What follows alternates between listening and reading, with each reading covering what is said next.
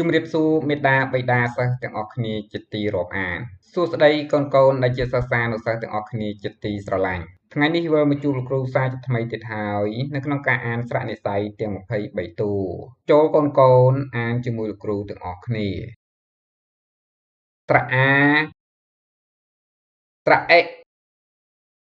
ត្រអីត្រអើត្រអើត្រអុត្រអូត្រអ៊ូត្រអើត្រអឺត្រអៀត្រអេត្រអែត្រអៃត្រអោ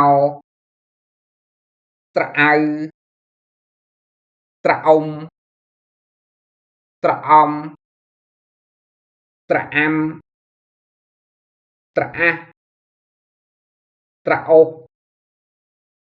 ត្រអេះត្រអស់